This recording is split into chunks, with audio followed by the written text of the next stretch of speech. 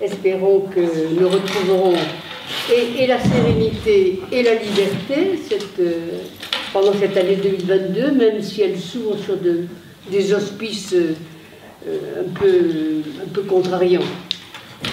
Alors, ce soir, nous recevons une collègue qui nous vient du Sud, qui nous vient du Midi, Madeleine Guédan est psychanalyste, maître de conférence honoraire à l'université de Paul Valéry de Montpellier 3, si j'ai bien compris, voilà. Elle est membre de l'association Psychanalyse et Médecine. Elle a publié un très grand nombre d'articles. Alors les uns, les plus anciens, enfin pas les plus anciens, mais si, ceux qui sont un peu plus anciens, touchent tous à la féminité. Je cite « La femme en ménopause, les transformations d'une étape de la vie », paru chez Zérès en 91, « La longue marche », paru chez Spirale en 2032, « L'indocilité du corps féminin », qui est paru dans le livre de Cher, dans la collection dirigée par Auchan. Puis, entre le temps perdu et le temps retrouvé, la passagereté à l'œuvre. Qu'est-ce que c'est Vous allez nous en parler? C'est un... Pardon? Ah, non, je parle... Qu'est-ce que ce terme, ça veut dire quoi? La passagèreté?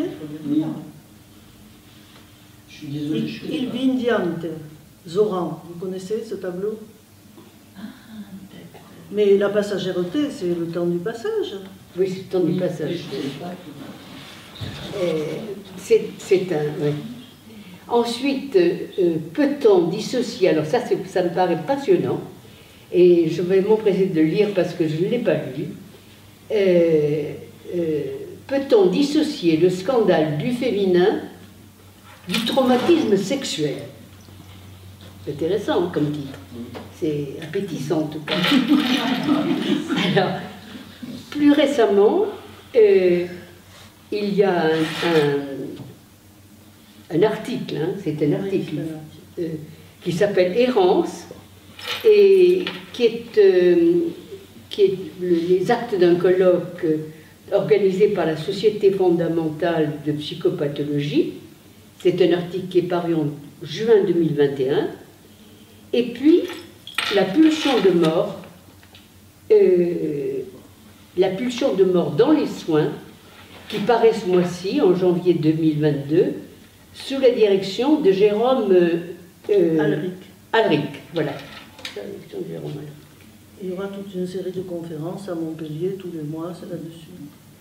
Voilà, alors, notre ami va nous parler aujourd'hui, d'abord de son titre, qui est drôle et qui est un peu énigmatique aussi.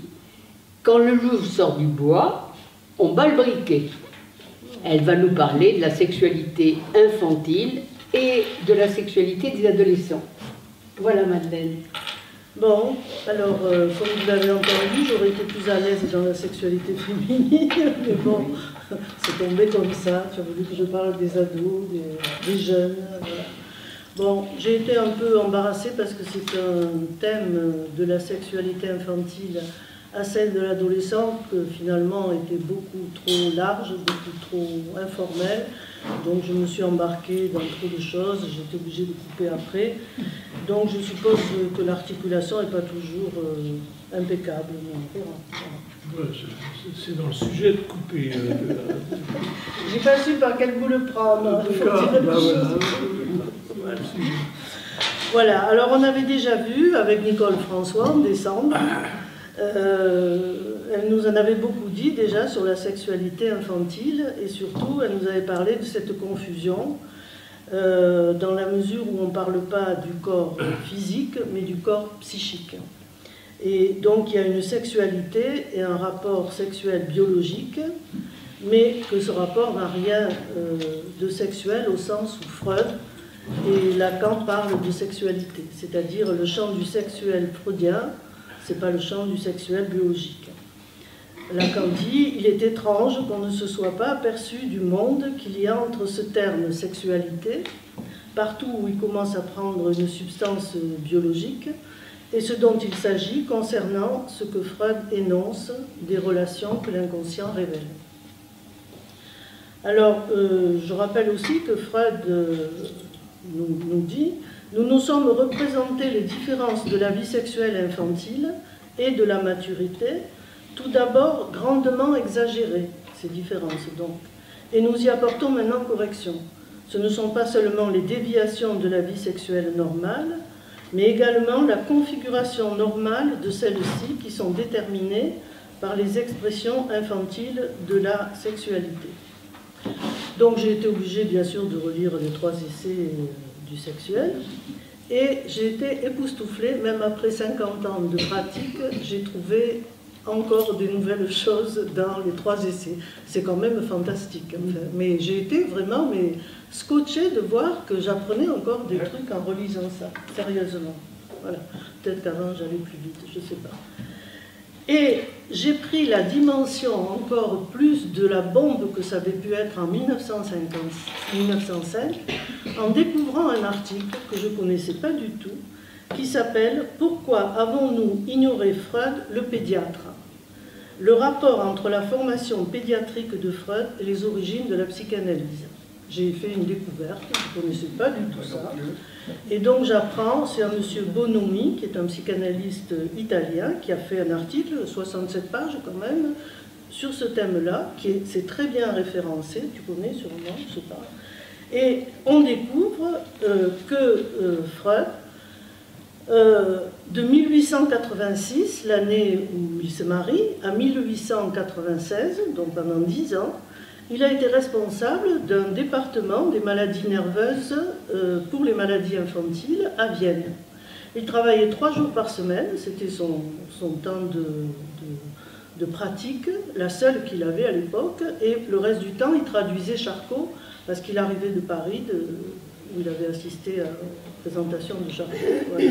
Donc il a 30 ans, mais pour avoir ce poste, il s'est d'abord formé à Berlin, auprès d'un pédiatre, professeur agrégé, qui s'appelait Adolphe Baginski, et cet éminent professeur luttait contre le fléau moral de l'onanisme. Il a écrit un livre en 2 tomes qu'il a rendu célèbre et qu'il appelle Hygiène scolaire. Freud a donc eu une formation spécifique en neuropsychiatrie infantile. Et ce qui est curieux, c'est que dans son autobiographie, en 1925, il n'en dit pas un mot, Jones non plus, et visiblement la communauté psychanalytique est passée sous silence. Voilà. Alors, qu'est-ce que c'est cette époque-là? C'est l'époque où on traite, ça fait rage, où on traite l'hystérie féminine. Et comment on la traite? Eh bien, par la castration. On extirpe les ovaires et souvent tout le système génital, ce qu'on appelait la totale. Et parce qu'on pense que l'onanisme est la cause principale aussi de l'hystérie infantile, on va pratiquer aussi la castration sur les enfants. Ce monsieur disant les réprimandes et les menaces n'ayant qu'un effet limité sur l'onanisme.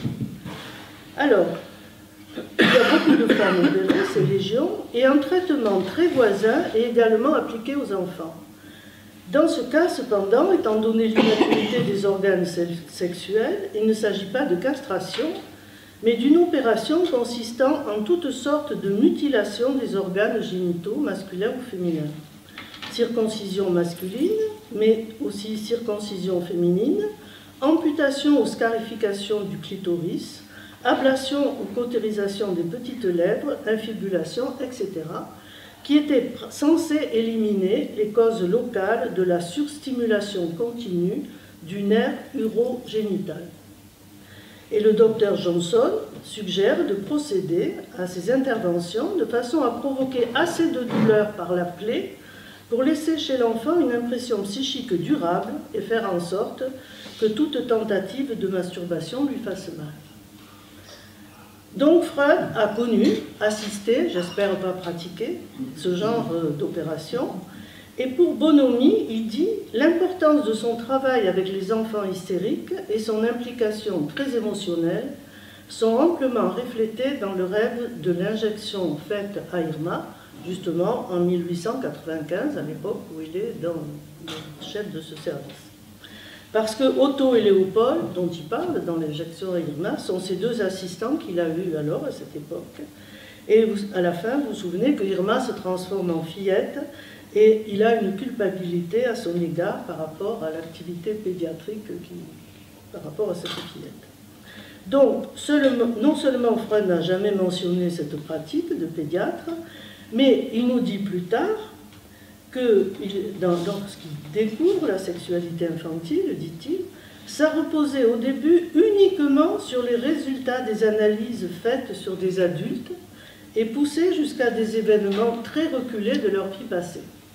Donc ça sonne un peu comme un démenti quand même, et ce démenti qui restait silencieux. Donc il y a eu très peu d'études sur les débuts qui en face ne fût-ce qu'une mention de cette pratique pédiatrique, et aucune pour signaler la formation spécifique de Freud en neuropsychiatrie infantile comme étant une partie non négligeable de sa formation générale. Bonomi va jusqu'à parler d'un tabou persistant chez Freud en relation avec sa formation pédiatrique à Berlin, et un tabou qui l'a amené à nier d'abord une quelconque origine sexuelle à l'étiose des névroses. Puisqu'il dit lui-même, Freud, « J'étais assez loin de donner comme support à l'hystérie une névrose sexuelle. À peine sorti de l'école de Charcot, je rougissais de la connexion entre l'hystérie et le thème de la sexualité. » Ce n'est qu'en 1896, donc 10 ans après, qu'il affirme, dans Étiologie sur l'hystérie, qu'on peut diagnostiquer donc, par les seuls moyens psychologiques, puisque jusque-là, c'était seulement par l'observation des organes génitaux des enfants ou des femmes. À partir de là, Freud va passer à la théorie primaire de la séduction, et toujours en 1896, il va mettre fin peu à peu à ses opérations chirurgicales. Et 20 ans après, il va théoriser le complexe de castration avec le petit Hans, et il retrouve l'idée dans la préhistoire du père qui castre ses fils en guise de punition. Et à cette occasion, il va faire pas mal d'erreurs ou de lapsus historiques répétés qui ont été signalés dans la littérature, qui concernent donc ces erreurs et ces lapsus, le fait de savoir qui est masculé qui. C'est-à-dire que, par exemple, il dit que Zeus est masculé Chronos au lieu de Chronos, qui est masculé Ouranos. Et comme il est d'une grande rigueur intellectuelle, toujours, il va nous dire « La déformation d'un texte se rapproche à un certain point de vue d'un meurtre. La difficulté ne réside pas dans la dissimulation des traces, et il veut reprendre le mot de Einstellung pour lui redonner le mot la signification de modifier l'aspect de quelque chose, mais aussi placer ailleurs, déplacer. Et il nous dit, c'est pourquoi dans bien des altérations de texte, nous sommes certains de retrouver caché quelque part, bien que modifié et arraché au contexte, ce qui a été supprimé et nié, seulement nous avons parfois quelques difficultés à le reconnaître. Donc, il est très clair là-dessus. Si on continue son évolution, après, il va enfin se dégager de la médecine en 1926. Il va défendre l'analyse laïque dans psychanalyse et médecine. Et il va écrire dans la postface qu'il rapporte là l'échec de ses débuts de médecin à la faiblesse de sa disposition sadique innée. Et il déclare qu'il continue à se méfier des médecins, et on peut penser que ces 10 ans de pédiatrie sauvage l'ont peut-être renforcé dans cette idée-là. Alors, ce parcours de Freud, on voit qu'il a été long, patient, fructueux, et passé de la castration réelle, ou tout comme à la théorisation du complexe, de l'anatomie à la réalité psychique, a eu... Donc à l'origine, il y a eu le tabou de la castration féminine, mais ça a permis tout cette longue évolution. Et Bonomi suggère que c'était de ce deuil initial, inaccompli de Freud par rapport à la castration féminine, c'est ça qui a fait la racine essentielle de la diffusion inconsciente de la psychanalyse au XXe siècle. Alors, il dit que au départ, il a soulevé la question de Freud qui rougissait d'associer sexualité et hystérie. Et tout le parcours que j'ai dit là, à la fin, Bonomi dit, c'est parce qu'il y a eu ce tabou sur la castration féminine au départ, et cette pratique de pédiatre avec ces mutilations réelles anatomiques, que Freud a été amené à faire toute cette évolution, et que donc c'est le deuil inaccompli au départ chez Freud de ce tabou de la castration féminine qui a donné naissance, c'est une racine essentielle de la diffusion inconsciente de la psychanalyse au XXe siècle. Il y a quelque chose de choquant? Non, j'essaie de comprendre. Voilà. Alors, pourquoi j'ai fait un tel détour? Parce que ça m'a paru intéressant par rapport à la pratique de maintenant. Alors, on ne castre plus les enfants comme à l'époque, mais d'une autre façon. Et en fait, ce qui me semble intéressant, c'est de voir tout le travail qu'on est obligé tous de refaire en tant que psychanalyste, tout ce cheminement qui n'est pas du tout évident et qui peut-être ne peut pas être l'affaire de tout le monde. Pourquoi ça m'a semblé intéressant? Parce que moi, qu'est-ce que je rencontre dans la pratique actuellement? C'est, on m'envoie plein d'enfants, les enseignants, de maternelle, entre 3 et 6 ans, parce qu'il y a des attouchements, parce qu'il y a des masturbations, parce que, etc. Et j'en ai jamais reçu autant que maintenant. Et je me dis, mais, et puis, les parents portent plainte, ou l'institut porte plainte, il y a des réunions à l'école, on signale à l'académie, on l'envoie chez le psy, enfin je veux dire, ça mousse, hein, voilà. Et je me dis, mais finalement... Pour des attouchements sur soi-même... Ou sur les autres, je vais donner 2 exemples là, mais je veux dire, c'est vraiment des... Enfin, quand on relit les 3 essais, on se dit, on est vraiment encore... avant les 3 essais dans la clinique de maintenant, c'est-à-dire on revient à une période très archaïque. Une régression. Hein? Une régression. Une régression phénoménale. Alors, pourquoi on retrouve donc cet embarras que Freud signale d'associer sexualité infantile et développement de l'enfant. Et cet embarras originaire, j'ai fait ce détour pour, pour signaler que face à la sexualité infantile, on ne supporte pas. Enfin, si on n'a pas fait tout ce trajet, cette évolution-là, on ne supporte pas. Et d'ailleurs, je pense aussi que ce sont les enfants qu'on ne supporte pas. Je pense que l'idéalisation actuelle de l'enfant roi, elle est là que pour masquer proportionnellement le rejet que nous en avons. C'est-à-dire, qu'est-ce que c'est qu'un enfant pour un non-psychanalyste? C'est celui qui ne travaille pas et qui jouit de son corps essentiellement, constamment, qui ne pense qu'à ça. Le droit ne lui donne pas les moyens de disposer de son acte, ni des conséquences, la jouissance sexuelle en particulier, et ça, c'est absolument exaspérant pour les adultes. C'est pour ça que nous le dirons soit innocent, il ne sait pas qu'il jouit, soit nous serons là, nous adultes, pour veiller, surveiller et punir cette jouissance insupportable. Donc, c'est ce que je repère dans la clinique, et comme disait Lacan, l'inconscience et le politique. Donc, nous avons à nous situer par rapport à ça, et c'est pas si facile que ça, parce que comment aborder avec les parents ou les enseignants ce primat bénéfique du sexuel en devenir pour l'avenir psychique et intellectuel de l'enfant, de rentrer dans ce domaine-là. Alors, pour le psychanalyste, c'est un peu plus facile. Il s'agit de déchiffrer le sexuel comme une question qui est prise dans le discours familial. L'accent est mis sur les entretiens préliminaires avec les parents.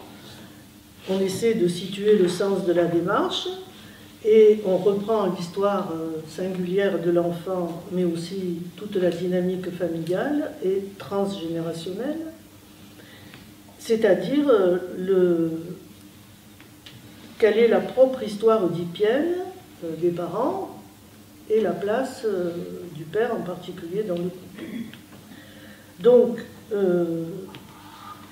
c'est un sujet très difficile, très épineux d'avoir ce genre d'entretien, parce que les parents, ils arrivent, on leur a dit aller voir un psy, et qu'est-ce qu'ils attendent du psy? Alors s'ils le voient comme psychologue, c'est oh ben vous allez lui expliquer en trois coups de cuillère, vous allez le remettre sur les rails, on n'en parle plus. Si on est repéré comme psychanalyste, c'est un peu plus inquiétant, et c'est vous n'allez pas le psychanalyser quand même, hein, c'est-à-dire surtout n'approfondissons pas, quoi.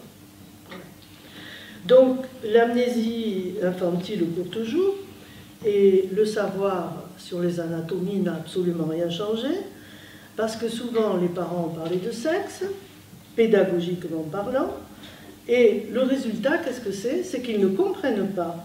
Ces petits, puisqu'ils savent, qu'est-ce qu'ils ont besoin de toucher? C'est ça le petit pervers qui réveille chez nous les fantasmes que nous avons tant de mal à museler. Autrement dit, le savoir pour arrêter, enfin peut-être pas à la bouche, mais ailleurs, voilà, c'est-à-dire castrer. Voilà. Donc j'ai trouvé enfin un livre pour enfants où il est reconnu que les adultes détestent les enfants. Et ça s'appelle Le secret des parents, et c'est écrit par Nicolas Mathieu, qui est quand même prix Goncourt 2018, et qui a écrit, peut-être vous l'avez lu, Les enfants après eux. Et un dessinateur aussi, qui est très bien, et a remarqué que ce sont deux hommes qui ont écrit et qui ne disent pas « ils sont mignons ». Voilà, j'espère que ça te rassure. Bon, j'avais fait le développement, mais c'est trop long, donc je passe. Le secret des parents. Donc, oui, ça s'appelle Le secret des parents. Alors, le secret, c'est évidemment que les parents détestent les enfants. Et que plus ils leur disent « je t'aime », plus ils entendent autre chose. Alors, en même temps qu'ils les idéalisent. En même temps qu'ils les idéalisent. Ah, ils idéalisent. Je sais pas, je serais un peu sceptique sur idéaliser. Ils les idéalisent pas. Ils ne supportent pas ce qu'ils sont. Ils ne supportent pas ce qu'ils sont. Mais c'est sûr. Mais est-ce qu'il n'y a pas un rêve là, l'idéalisation quand même? Alors, les chères petites têtes blondes. Non mais, Madeleine vient de le dire tout à l'heure, c'est pas qu'ils n'idéalisent pas les enfants, ils idéalisent l'enfant roi, qui n'est pas l'enfant. Ah, oui. Ils ont du seul. Oui, c'est ça. Alors moi je dirais pas, ils ont un idéal d'enfant, mais ils idéalisent pas du tout leur enfant, parce que c'est sans arrêt, fais ci, fais ça, autre chose, nanana. Ils n'ont plus un instant maintenant, les enfants. Ils ont des emplois de temps de ministre, et ils n'ont plus le temps ni de s'embêter, ni de faire des bêtises trop, ni... Voilà, non. Ils n'ont pas le temps de créer, et on va le retrouver à l'adolescence. Hein, voilà. Donc, dans ces entretiens, c'est la façon, donc, on va essayer de repérer en tant que psychanalyste, la façon dont les parents ont intégré leur propre sexualité dans leur vie érotique, fantasmatique et psychique, dont va dépendre le développement de la sexualité infantile et l'identification de leur enfant. Alors,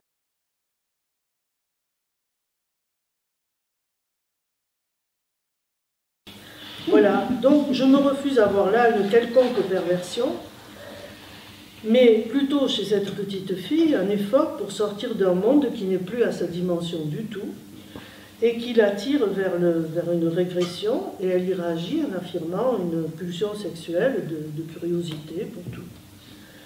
Voilà, et la mère semble avoir entendu, puisqu'elle va lui expliquer l'origine du sang aperçu dans sa culotte lors d'une entrée intempestive de l'enfant dans les toilettes, où la maman se changeait, et où l'enfant a cru qu'elle s'était blessée, où elle s'est effrayée. Donc la maman a expliqué tout ça, voilà. Voilà, donc je suis, comme vous l'avez dit l'autre fois, quand vous avez la dernière rencontre, quand vous avez parlé de Joyce McDougall qui va perdre, au lieu de pervers polymorphe, vous dit néo-sexualité. Et moi, ce terme de pervers me gêne aussi beaucoup. Oui, bien sûr. Et je pense que Freud, eh ben, c'est un reste, un symptôme de ces 10 années de pédiatre avec les cautérisations des organes génitaux. Voilà, et d'ailleurs, Joyce McDougall, elle dit « La nuance péjorative que comporte le mot pervers nous en dit plus long sur celui qui parle que sur celui qui pratique cette sexualité qui n'est pas celle de tout un chacun. Même si le sujet dit pervers fait des trucs que tout le monde ne fait pas, il ne fait pas que cela. On ne peut définir un être par un acte, même s'il s'agit d'un acte symptôme. » Alors, j'ai relu, il y a Jacqueline Schaeffer qui avait écrit en 2008, donc ça commence à être ancien, à propos des... Elle a écrit un article qui s'appelait « 100 ans après, que reste-t-il des 3 scandales ?» J'ai relu avec intérêt cet article, où déjà, elle disait bien qu'il y avait un déni du sexuel infantile, des parents, par exemple, au nom des soins et de l'amour parental, et que ça impliquait le déni de la séduction parentale, et elle parlait du déni du sexuel infantile au moyen de l'information sexuelle imposée.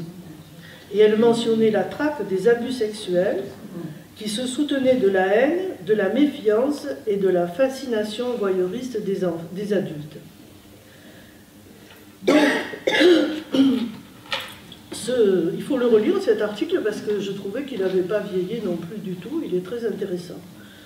Donc, ce qui ressort de tout ce que je viens de raconter jusqu'à maintenant, c'est quand même que la perversité polymorphe, elle est bien chez l'adulte. Et qu'on le repère tout au long, là, de plein de textes, de cette répression envers les enfants, etc. Et si on continue, on dit « Mais que lisent les enfants le soir à leurs petits ?» Alors qu'ils n'admettent pas leur sexualité, eh ben, ils leur racontent des contes et des comptines qui ne traitent que de ça. C'est-à-dire, toutes les pulsions partielles y sont répertoriées, avec cruauté et violence, pas toujours sous forme métaphorique. Il était un petit navire, ou cauchemar en cuisine, car vive le cannibalisme. La légende de Saint-Nicolas, ou le repas de Noël qui change de la dinde, prélude à Délicatessen, que vous connaissez. À la pêche aux moules, comment éviter un viol. Promenons-nous dans les bois, gare au grand méchant loup qui nous fait croire qu'il s'habille alors qu'il ne rêve que de se déshabiller. Nous n'irons plus au bois, les lauriers sont coupés. La marquise de Pompadour qui regrette la fermeture des maisons closes, identifiée par une branche de laurier sur la porte, car elle ne peut plus faire appel à ces demoiselles pour contenter le roi vieillissant. Au clair de la lune, allez donc chez la voisine, car on y bat le briquet, c'est-à-dire on y fait l'amour. Donc on chante de jolies chansons à nos petits. Se chauffe du même bois, il était une fois l'inceste, le désir sexuel, etc., tout craint.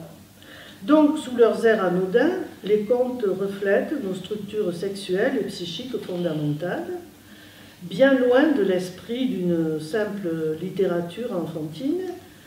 Ces contes mettent en scène des fantasmes et apportent aussi, à leur manière, des solutions à ces problèmes. Et ils forment donc le moi naissant de l'enfant et ils jouent un rôle très important dans la construction du sexuel au sens freudien, et c'est bien pour ça qu'il se pérennise depuis fort longtemps. Par exemple, Jack fait pousser un haricot magique, il monte sur sa tige et tue un géant pour s'emparer de son trésor. On voit que l'affirmation phallique de l'adolescent qui tue son père pour imposer sa propre virilité est manifeste. Bon, je saute Blanche-Neige, Peau d'âne. Vous savez que le conte des fées a été longtemps censuré parce qu'il abordait de front le tabou des tabous, à savoir l'inceste. Donc, la jeune fille parvient à se soustraire au pressant désir paternel, ce qui lui fait renoncer à une vie insouciante et pratiquer un chemin très dur puisqu'elle est dans les bois, etc. Le petit chaperon rouge, évidemment, où il est évident que le loup n'est pas un carnassier, mais une métaphore criante du mal, quand la jeune fille se déshabille et le rejoint dans le lit, et que la bête lui dit que ses grands bras sont faits pour mieux l'embrasser, etc. Donc il y a le loup, il y a le chasseur, qui sont deux figures masculines antagonistes, que la jeune fille doit apprendre à reconnaître. Le premier est séducteur et meurtrier, le second bienveillant et sauveur. Mais en fait, elle a besoin des deux, et c'est bien ça la problématique féminine. Bref, avec nos allures de moralistes, nous n'arrêtons pas de leur parler de sexuel à ces chères têtes blondes. Nous en sommes pétris, et les enfants aussi, grâce à nous. Ça, c'était pour la sexualité enfantine. Est-ce que je parle de la latence ou je passe directement? Vous en avez un peu marre. La salle est enthousiaste.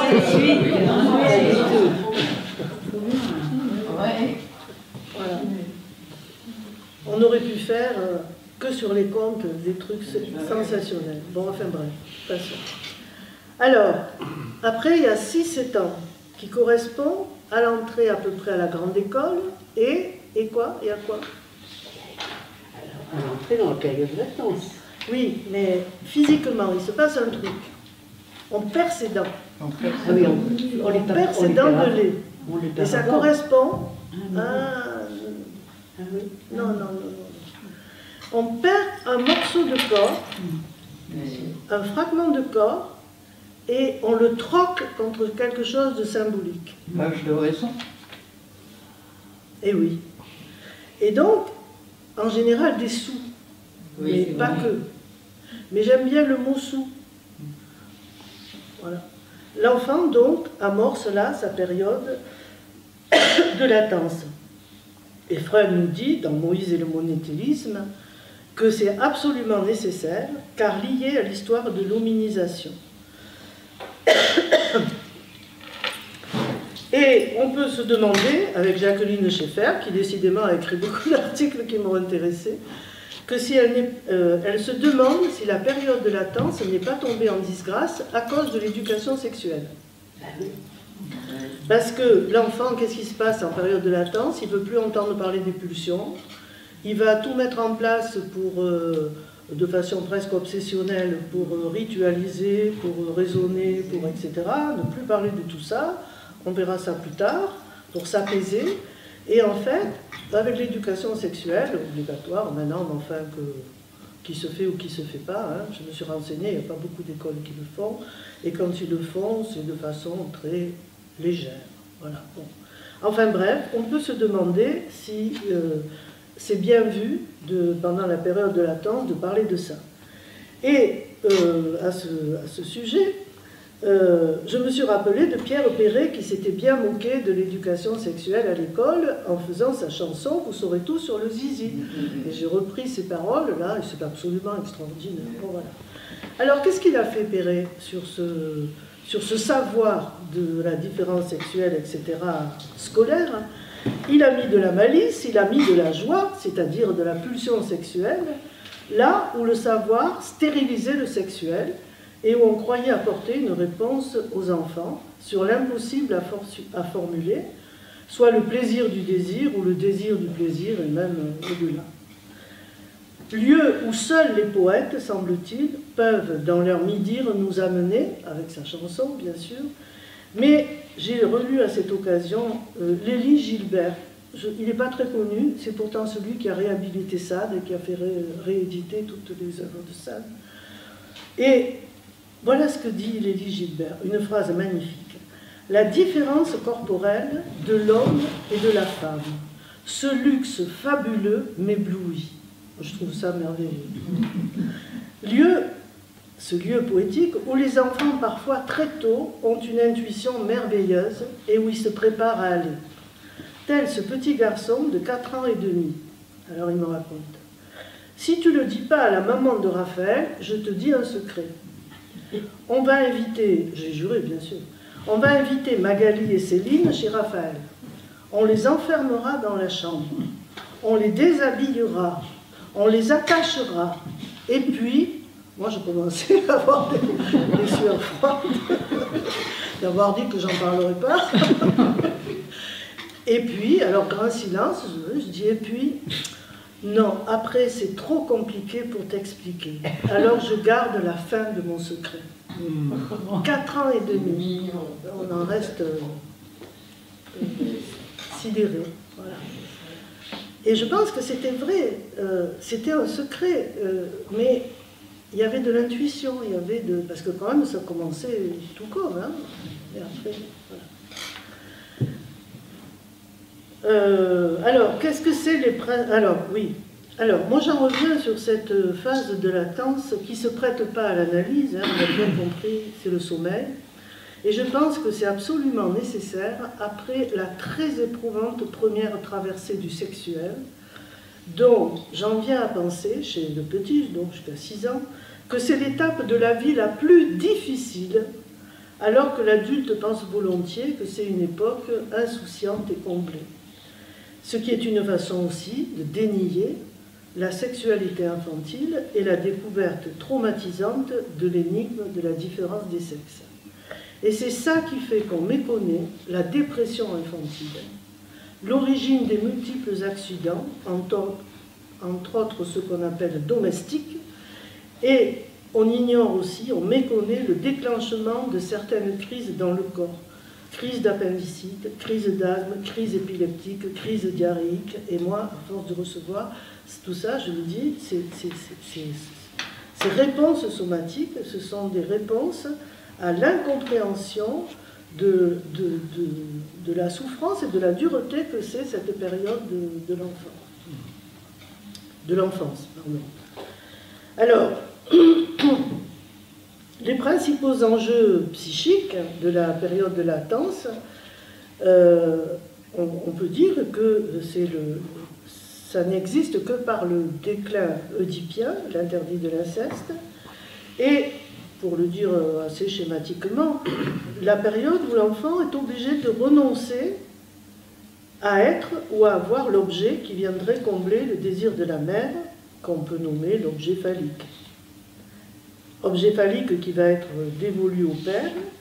Il s'agit donc d'une perte par rapport au rêve oedipien de l'enfant, et ça, il va le vivre cruellement sur le plan narcissique. C'est pour ça qu'il va remettre à plus tard, j'allais dire il n'en peut plus, il remet à plus tard le véritable enjeu de cette perte. Et c'est pour ça qu'il va introduire un tas de mécanismes de défense. Il devient moralisateur, précautionneux, pudique, il s'obsessionnalise. Et il y a aussi la sublimation, bien sûr, qui va... c'est pas une tactique de défense, mais ça se met en place, et qui est une autre issue possible.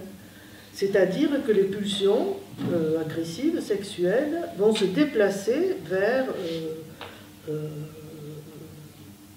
d'autres buts qui sont socialement acceptés, mais en particulier sur tout ce qui touche au corps, le sport, les jeux de limites, de construction, etc. Et bien sûr, l'investissement des processus intellectuels. Donc on assiste là vraiment au passage du petit enfant majoritairement pulsionnel à l'être qui commence à être doué de raison, mais qui marqué aussi par les interdits et le malaise dans la civilisation. Il y a aussi le déploiement de l'imaginaire, à tout craint, l'idéal du moi, bien sûr, quand je serai grand. Et je crois qu'on peut dire qu'il s'unifie une deuxième fois, après avoir été fragmenté par toutes ces pulsions sexuelles. La période de latence, c'est l'occasion, une deuxième fois, comme au stade du miroir, de se réunifier, et grâce à l'imaginaire et cette projection dans le temps mythique, quand je serai grand. Voilà. Donc, tout va bien. Mais voilà qu'il y a les hormones qui arrivent. Et, nous dit Freud, l'indice psychique consiste en un sentiment de tension caractéristique, de caractère extrêmement pressant parmi les multiples indices corporels. Se trouve en première place une série de modifications des organes génitaux qui ont un sens indubitable, celui de la disponibilité, de la préparation à l'acte sexuel, c'est-à-dire l'érection du membre viril et l'humidification du vagin. Alors, faire l'amour joyeusement, avec le passage par les préliminaires, qui ne sont qu'une succession des restes pervers de la sexualité infantile, c'est pas chose aisée à l'adolescence, car ces préliminaires sont là pour faire signe à l'autre de la présence et du désir d'un autre. Ces préliminaires sont le signe d'une altérité. Et c'est bien la mise en place de cette altérité-là qui va être compliquée pour tout adolescent depuis toujours, le corps à corps avec l'autre dans l'altérité. Difficile donc, car le corps réel, celui qui ne se réduit pas à l'image, embarrasse l'adolescent. Il ne s'y reconnaît pas, ou pas encore. Il y a un vacillement identitaire. Comment reconnaître l'autre comme autre si je me sens déjà dépersonnalisé? Pour l'adolescent, le jeu n'est plus le moi dans lequel il se reconnaissait, ce qui l'amène, dans le meilleur des cas, à une quête subjective, qui suis-je, et qui est un démarrage tout à fait psychiquement intéressant, mais qui peut amener aussi à une fausse identité en fonction de ce que l'autre, alors ça peut être l'autre de la relation amoureuse, mais ça peut être l'autre sociétal, ce qui se fait à cette époque-là, ou l'autre sur qui l'ado va se calquer et dont il va être facilement addict. Donc, vous savez que c'est facile de manipuler un adolescent si on est extérieur à la famille, quelque peu subversif.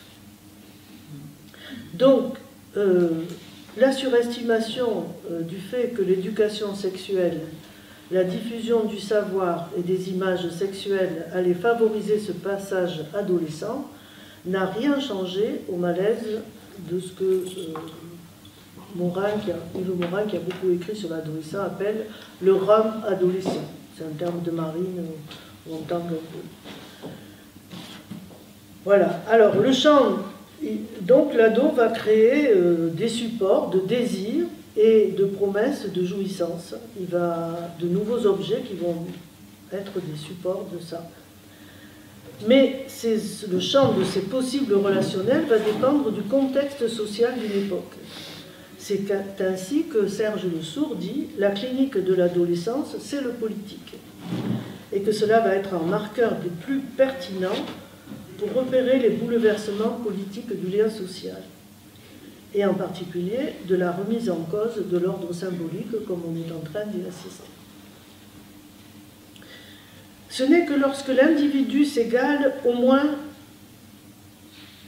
en grande partie à ceux des générations précédentes, ceux qui ont pris soin de lui dans sa détresse d'enfant, que se révèle à lui l'impuissance de ceux que jusque-là il auréolait d'une puissance sans égale.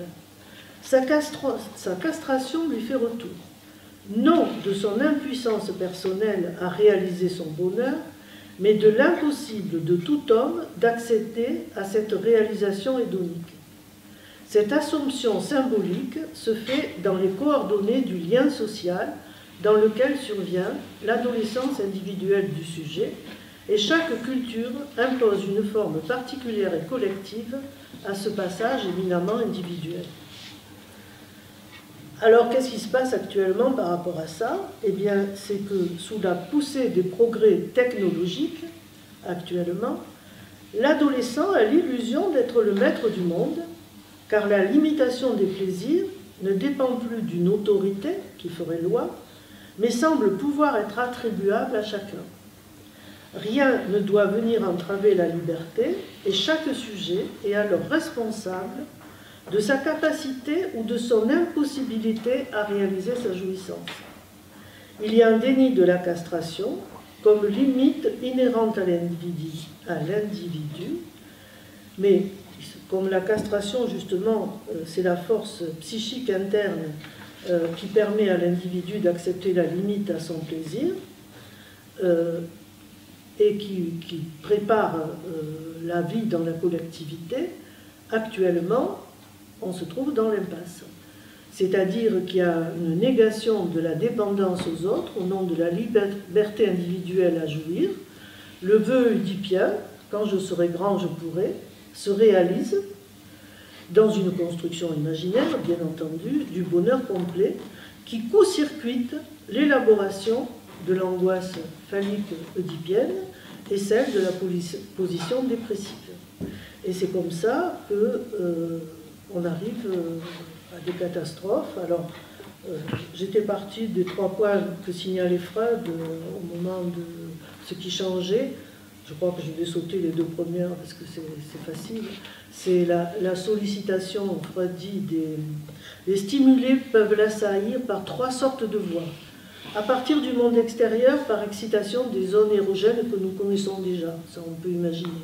À l'intérieur de l'organisme, par des voies encore à explorer. Ça, c'est à cause des hormones qui ont été découvertes très tard, et quand Freud a écrit ça, ça balbutiait encore. Et à partir de la vie psychique, qui elle-même présente un lieu de dépôt, d'impression extérieure et un lieu de réception, d'excitation interne. Voilà, alors, c'est le 3e point qui nous intéresse. Alors là, j'ai été un peu embêtée, parce que depuis 3 mois, il y a une avalanche de demandes de rendez-vous d'adolescents. Ce n'est pas les adolescents qui demandent, c'est les parents des adolescents. Eux, ils arrivent traînés, même grands, parce que les parents sont vraiment inquiets et qui sont dans... Voilà. Genre, on était brillants, alors là, je parle du lycée, hein, je parle... et même au-delà, il y en a en fac. C'est des étudiants qui étaient normaux, brillants même, et qui tout à coup, pof, on arrête tout. On arrête tout, on ne fait plus rien. Et donc les parents s'affolent, enfin ils ont dit bon il y a le Covid, ça va passer, etc. Maintenant ils se disent ça risque de durer, donc on demande rendez-vous. Et les parents sont démunis, mais démunis à un point, ça fait pitié. Voilà. Alors, j'ai reçu des adolescents, je ne comprenais rien à ce qu'ils me racontaient. Donc il a fallu que je m'informe au niveau sociologique. Ça paraît bizarre, hein? Néo-langage. Voilà, alors, je vais faire une petite parenthèse sociologique, mais ça me paraît indispensable si on veut rentrer dans le monde adolescent, tellement ça a changé. Alors, mais je me suis quand même posé la question, avant de faire ça, est-ce que nous, en tant que psychanalystes, qui prenons au sérieux le symptôme individuel, est-ce que... moi, j'avais dans l'idée que, peu importe ce qui se passait, à travers... Même si je ne connais pas les jeux vidéo dont ils me parlent, c'est à travers leurs mots, leur langage, que je déchiffre de quoi ça parle pour eux de façon interne. Mais je n'ai pas besoin de connaître le jeu vidéo. Donc j'étais partie un peu pareil pour les ados, ça ne marche pas. Il faut rentrer un peu dedans. Voilà. Donc, et en fait, notre clinique, elle n'est pas détachable de ce qui se passe dans le social. Hein. Toujours pareil, Lacan disait bien l'inconscient, c'est le politique. Hein, et que Miller a commenté. Donc, ce tableau, il est nécessaire aussi pour comprendre les injonctions modernes auxquelles l'adolescent est soumis. Alors, je vous résume, parce que, et oui, pourquoi? Parce que la terreur des ados, c'est d'être has-been. Il faut être dans, même un peu avant. Alors, on l'appelle, cette génération, l'agent Z. Ça ne s'écrit pas un l'apostrophe, ça s'écrit la, un la, Jean, G-E-N, et la lettre Z. Donc, c'est ceux qui sont nés après 2000, donc qui ont entre 11 ans et 22 ans, et qui sont nés et qui ont eu accès au numérique d'emblée, tout le temps, et au porno. Et c'est une génération vraiment spéciale et spécifique. Alors, c'est la plus large cohorte générationnelle de la population mondiale. 2,47 milliards d'individus, soit 32% de la population mondiale. Parce qu'il faut raisonner mondialement. Avec les réseaux sociaux, on parle anglais, tout le monde parle anglais, et on correspond avec des gens de façon mondiale. Hein, voilà. Donc, il faut le voir, cette masse, hein, et ils ont pris très précocement conscience de leur situation historique et spécifique, et qu'ils avaient une appartenance en commun. Tout ça grâce à quoi? Grâce au Covid. Parce qu'ils sont restés enfermés, ils n'ont fait que ça, réseaux sociaux, vidéos, etc. Et donc, il y a des enquêtes qui sont faites là-dessus, et sociologiquement, c'est reconnu comme une génération et un événement fondateur. Ils ont en moyenne 8 comptes sur différents réseaux sociaux. Et ils passent un tiers de leur temps là-dessus. Ils sont maîtres dans l'art de gérer simultanément plusieurs identités. On n'a pas la même identité sur un réseau et sur un autre. Et qui se recoupent, donc ça ne se recoupe pas forcément. D'où le caractère asynchrone de leur interaction sociale. Et leurs conversations qui sont différées dans le temps, et parce qu'ils peuvent discuter à la fois sur plusieurs réseaux ou sur plusieurs jours à des instants différents avec des personnes différentes. Enfin, ça demande une souplesse intellectuelle extraordinaire. Alors, la vidéo et le son sont évidemment largement préférés au texte, qui, lorsqu'il existe, est mutilé, phonétique, succinct. Toutes ces études sur cette génération Z convergent sur l'idée d'une détresse psychologique ou tout au moins un malaise très largement partagé, que nous, on peut comparer à ce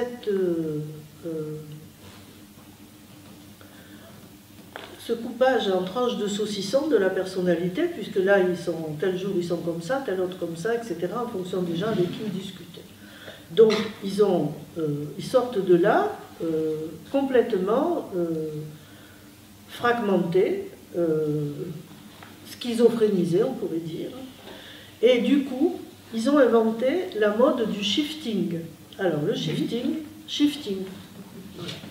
C'est-à-dire, on quitte la réalité, parce qu'on n'en peut plus de cette fragmentation de ce qu'on est, pour basculer dans un univers fantasmé simplement grâce à la pensée, à son imagination. Alors par exemple, ils se mettent dans le noir, ils ferment tout, ils s'allongent, et ils disent « je prends le train, je vais », et ils s'inventent des histoires. Alors il y en a qui mélangent la méditation, la spiritualisation, enfin c'est un méli-mélo entre science, pseudo-science, spiritualité, et ils se forment des nouvelles croyances comme ça, entre le physique, des mondes physiques et virtuels. Alors, ils sont tout seuls dans leur chambre, mais comme ils se filment, ils sont encore en réseau quand même. Voilà.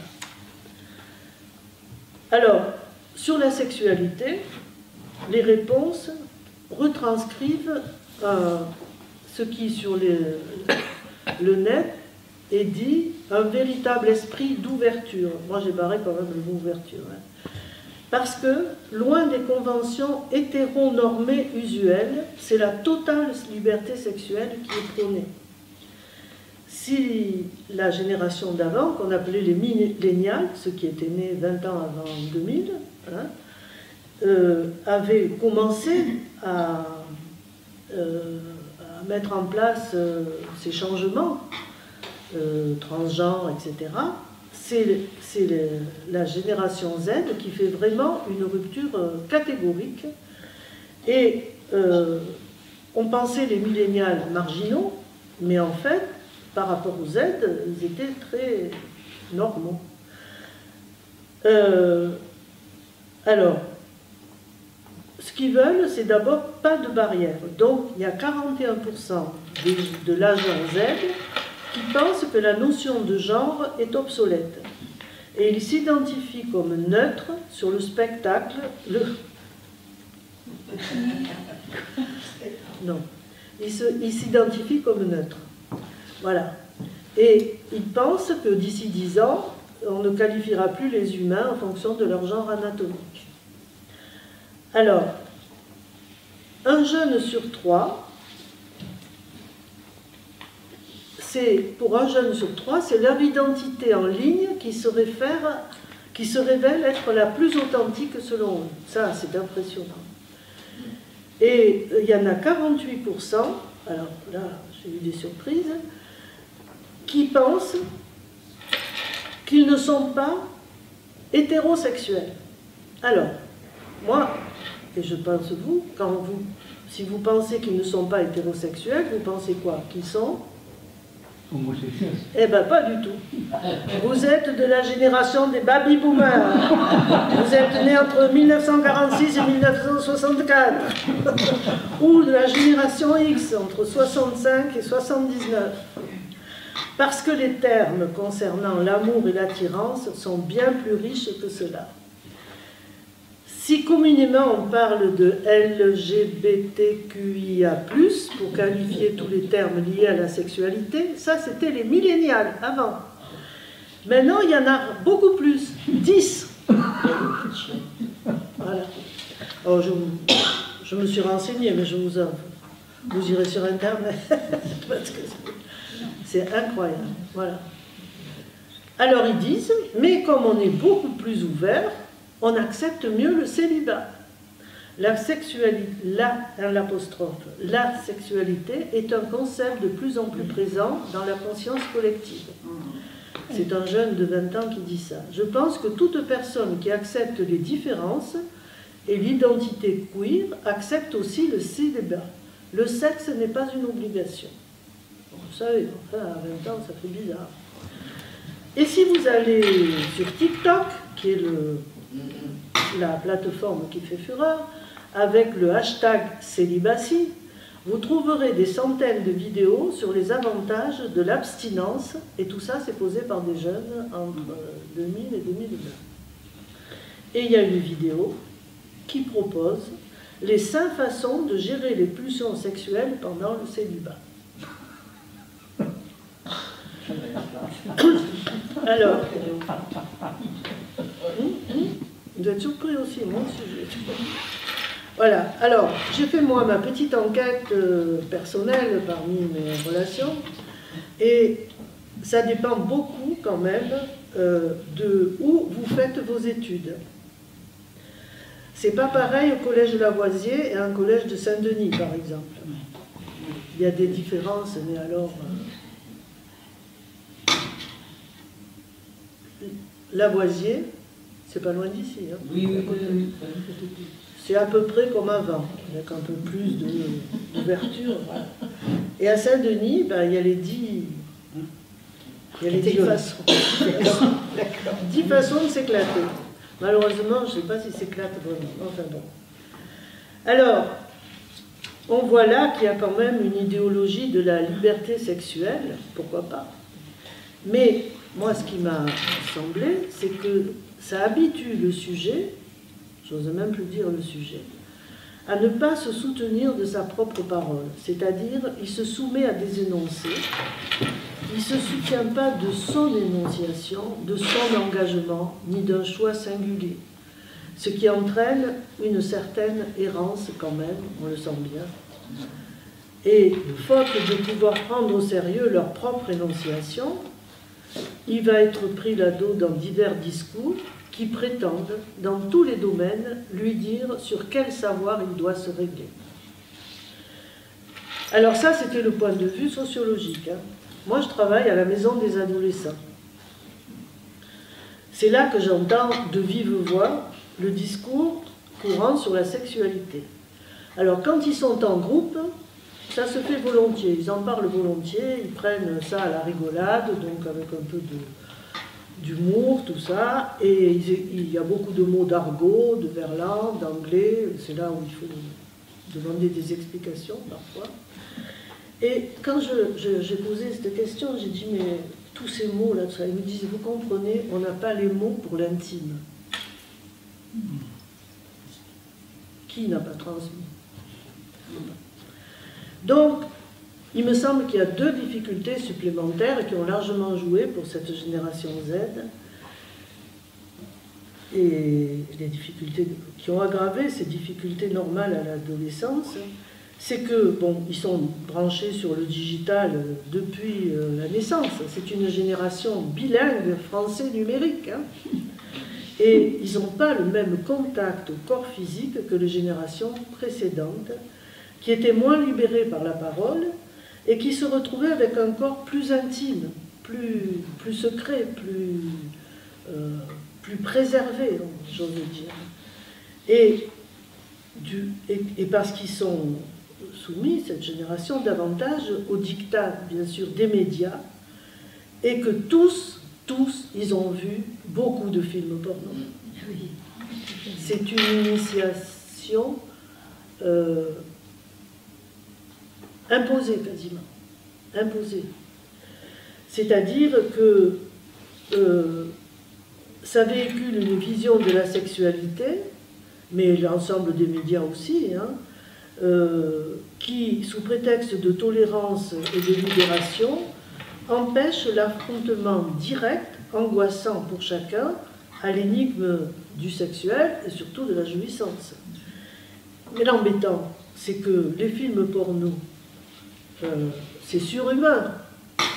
Donc, ils vont se sentir complexés. Parce que les garçons, ils font pas le poids des acteurs porno. Et les filles se sentent humiliées, maltraitées à travers ces films porno. Donc, résultat, ils regardent ça, parce qu'il faut savoir, il ne faut pas être has-been, mais personne n'en retire un quelconque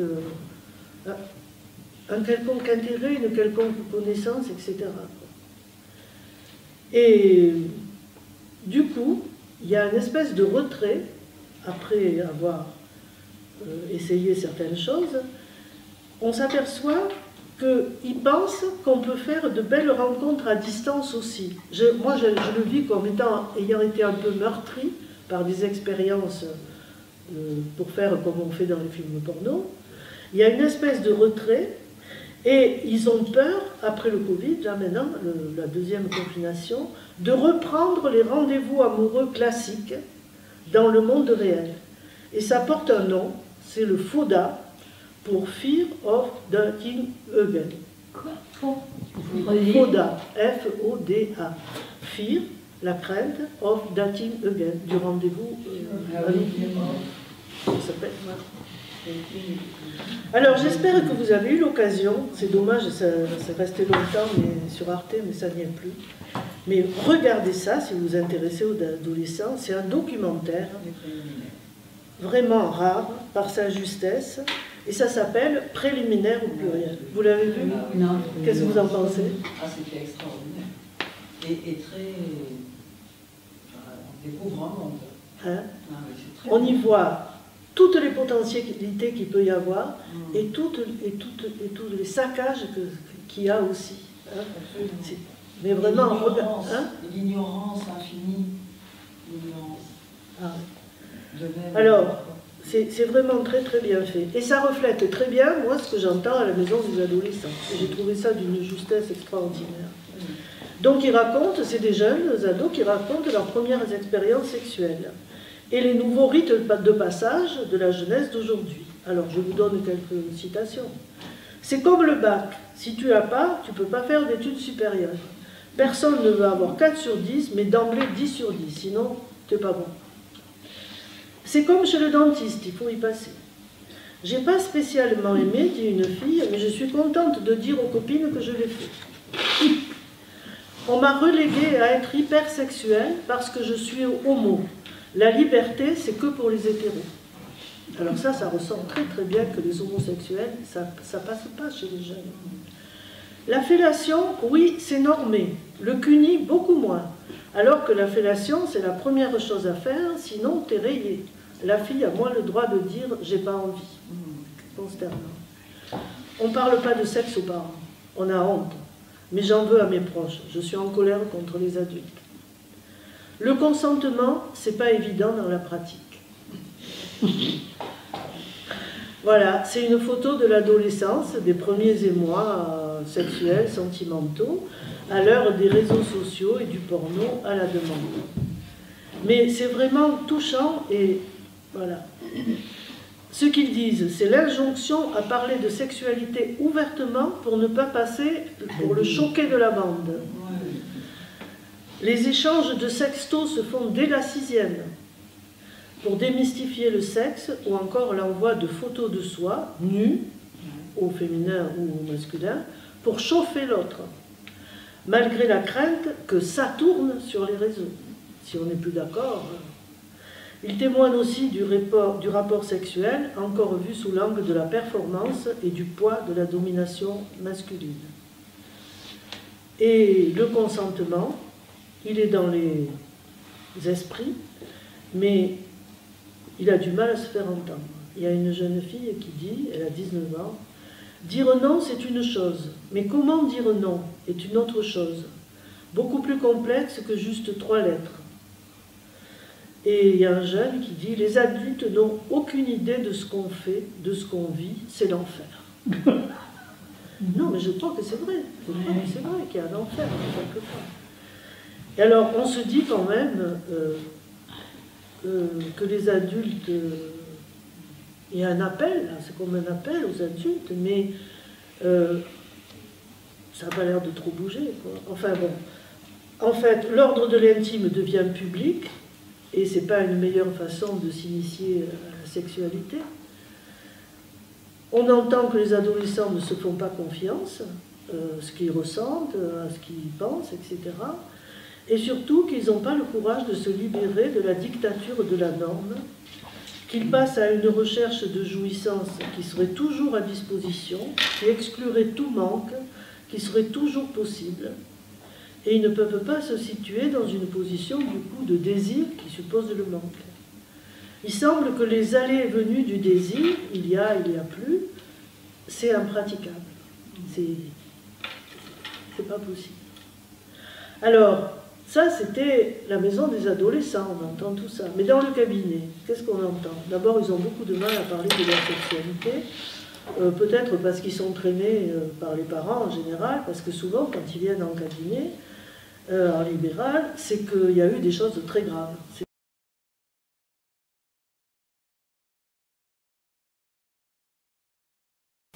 Voilà. Mais comment ça se fait qu'à l'heure actuelle, un père, somme toute attentif, ne peut pas reconnaître en direct une telle souffrance chez son enfant? Et comment ça se fait qu'un fils ne peut pas manifester son impasse adolescente, oui, à qui que ce soit, quoi. Là, il a fallu qu'il arrête carrément d'aller au lycée pour qu'on pense à la dyslexie. Et ça veut dire que l'acte, ici, dans la sphère publique d'aller en cours, ou l'acte dans la sphère privée de dire à une fille qu'elle est attirante, c'est impossible parce que c'est impossible d'assumer. Ça le rendrait responsable de son acte. Et ça le rendrait sujet. Et je me dis, est-ce que c'est pas vécu comme une tentative désespérée un peu de représentation totalitaire de soi auprès de l'autre? C'est-à-dire, je ne me présente pas à l'autre comme ben oui, ça peut rater, elle peut me dire non. Il faut que je sois totalitairement que j'impose. Et donc, ça, c'est pas possible. Ça risque de rater, donc je n'affronte pas. Voilà. C'est-à-dire que l'acte est vécu comme démonstration de son être et non comme reconnaissance de l'autre et de la limite qui, à moi, enfin de ma limite qui est interne à moi. C'est-à-dire que l'existence se prouve par la performance, un acte, sur le faire performatif, et pas sur l'échange avec le risque que ça marche ou que ça ne marche pas.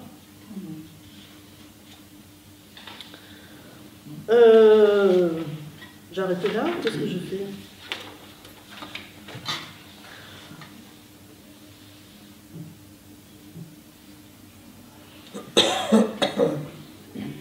Je quand même... Je sais Oui, pas. continue un petit peu. Alors, hein, Continue un petit peu. un petit peu. Oui, oui, oui. Je peux voir. Il y avoir des discussions, là. C'est là. S'il veut y avoir un peu de discussion, Bon, alors je vais quand même... Bon, écoutez, je vais arrêter et je vais dire... Alors je veux quand même lire un passage des 3 essais qui m'a scotché. Et je me dis que les garçons et les filles actuels de la Gen Z, en mal d'altérité, qui sont si pressés, semble-t-il, d'arriver au but, ils auraient intérêt à lire ça. La puberté, qui apporte aux garçons cette grande poussée en avant de la libido, se marque pour la fille par une nouvelle vague de refoulement, par laquelle est précisément concernée la sexualité du clitoris. C'est un fragment de la vie sexuelle masculine qui tombe alors dans le refoulement. Le clitoris garde alors le rôle, lorsqu'il est lui-même excité lors de l'acte sexuel enfin permis, de conduire cette excitation sur les parties féminines voisines, comme par exemple, c'est joli, un copeau de bois résineux peut être utilisé pour mettre le feu au bois de chauffage plus dur. Cela demande un certain temps avant que ce transfert ne soit accompli, durant lequel la jeune femme est alors anesthésique. Cette anesthésie peut devenir durable lorsque la zone du clitoris refuse à céder sa capacité d'excitation, ce qui est justement préparé par une mise en action abondante dans la vie d'enfant. Il est connu que l'anesthésie des femmes n'est le plus souvent qu'apparente, locale. Elles sont anesthésiques à l'entrée du vagin, mais nullement inexcitables à partir du clitoris ou même d'autres zones. À ces causes érogènes de l'anesthésie se joignent encore celles psychiques, conditionnées également par le refoulement. Il avait du culot d'écrire ça à l'époque. Quand on y pense maintenant, vous savez que c'est que depuis 1900, je l'avais marqué, je crois 87, qu'il y a eu le dessin anatomique complet du clitoris dans les manuels scolaires. Et lui, il écrit ça. Et lui, il écrit ça en 1905 ou 10. C'est fabuleux. Enfin, bon, voilà. Bref. Oui, après, j'ai fait un morceau sur...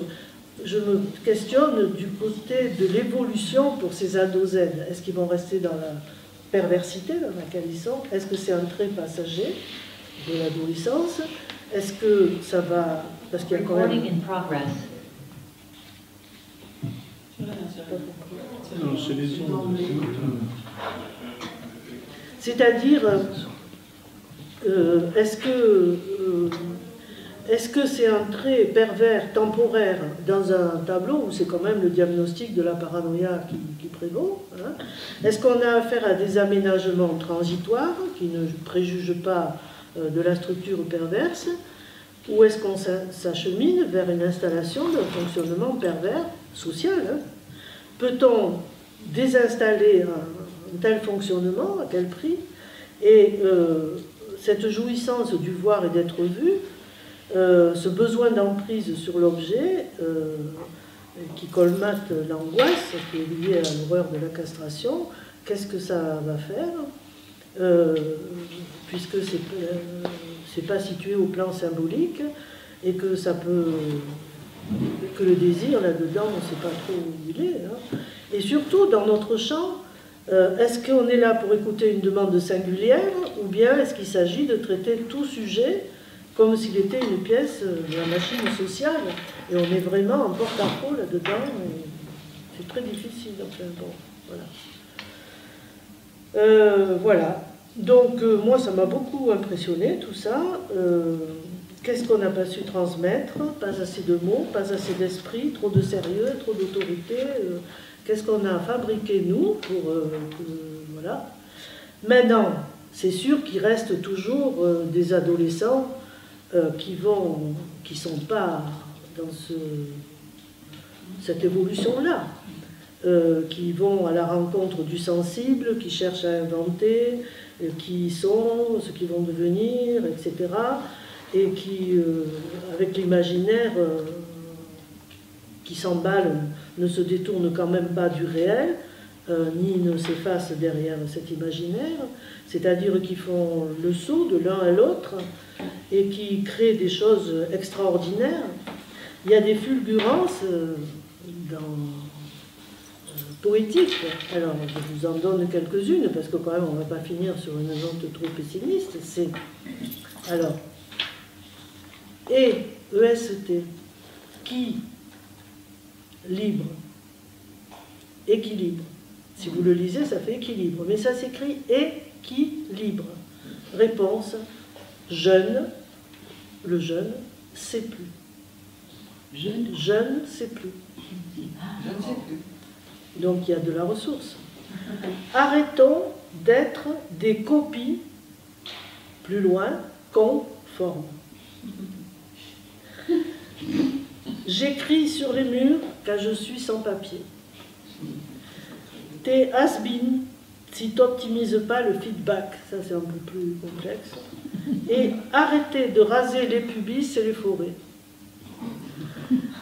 Donc, il y en a qui font eux-mêmes en vidéo ou mais surtout en vidéo ou en film, l'équivalent au fond de ce qu'un Jean Cocteau ou un Buñuel à l'époque a fait aussi avec le cinéma. Donc il y a ça aussi quand même, il ne faut pas non plus trop être pessimiste. Et alors, pour rester dans cette note, pour me remonter un peu le moral, parce qu'il y a des fois je ne vais pas trop avec ces adolescents, je vais vous lire. À mon âge, j'ai pensé que c'était la façon la plus élégante de dire combien ce sexuel complexe, effractant, violent, se noue malgré tout, à tout âge, à la puissance du langage et de la vie de façon indispensable. Donc je vais vous lire un sexto. Vous savez ce que c'est les sextos? C'est des textos qui ne parlent que de sexe, mais de façon très très très crue. Et ils s'en envoient depuis la 6e de la génération Z. Donc j'ai trouvé un sexto. Alors à l'époque, le mot n'existait pas. Mais c'est un sexto d'un abbé en plus, qui s'appelle, vous le connaissez peut-être, l'abbé de l'Athénian. Est-ce que cet abbé avait atteint, grâce au signifiant de son patronyme, ce que nous cherchons tous à atteindre, à savoir la polyphonie du sexuel freudien, qui enrichit la vie amoureuse?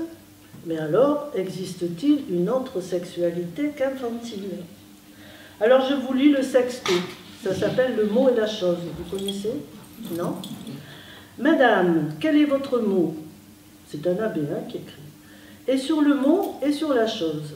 On vous a dit souvent le mot, on vous a fait souvent la chose. Ainsi, de la chose et du mot, vous pouvez dire quelque chose, et je gagerai que le mot vous plaît beaucoup moins que la chose. Pour moi, voici quel est mon mot, et sur le mot et sur la chose. J'avouerai que j'aime le mot. Non. J'avouerai que j'aime la chose. Mais c'est la chose avec le mot. Mais c'est le mot avec la chose.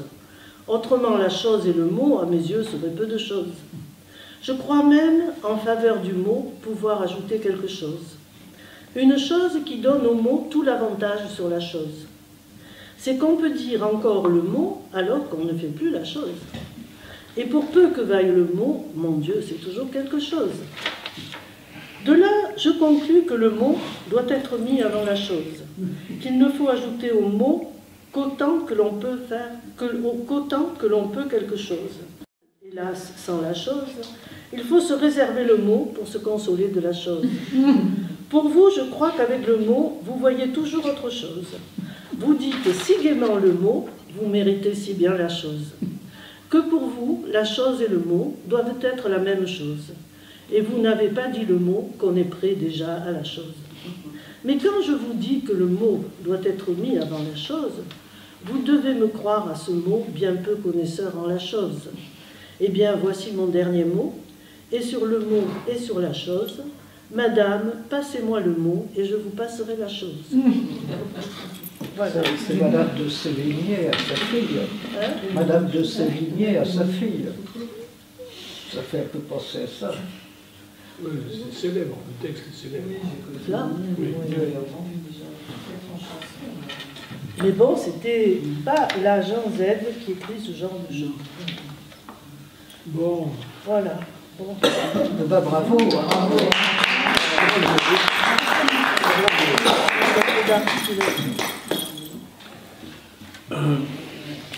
bon bah, dans ma demande, je ne voulais pas pousser Madeleine à faire une enquête sociologique.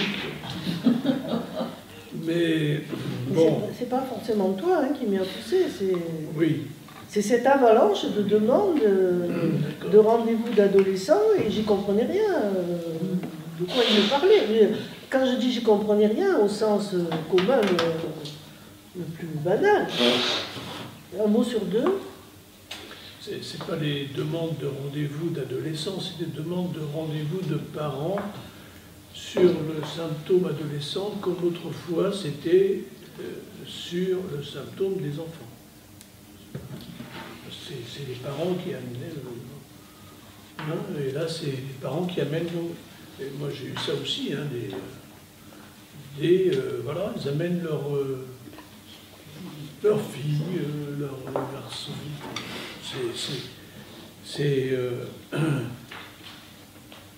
Alors, est-ce que justement, à ce moment-là, c'est pas leur problématique qui n'est plus tant les problématiques infantiles que les problématiques adolescentes? Je parle des parents, hein, qui eux-mêmes, non seulement sont prêts